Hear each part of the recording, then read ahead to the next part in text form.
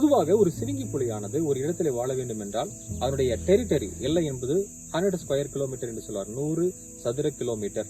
ஆனால் குனு நேஷனல் பார்க்கினுடைய அந்த உள்மைய பகுதி என்று சொல்லக்கூடிய கோர் ஜோனுடைய அளவு 786 ஸ்கொயர் கிலோமீட்டர் தான்.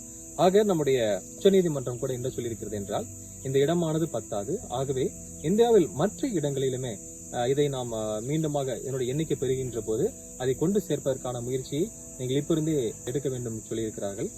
வருங்காலத்தில் இந்தியாவுடைய பிற பகுதிகளிலுமே இந்த ஆப்பிரிக்கன் சீட்டா என்று சொல்லக்கூடிய ஆப்பிரிக்க சிறுங்கிய புலிகள் மீண்டும் வருவதற்கான வாய்ப்புகள் அதிகமாக இருக்கின்றது.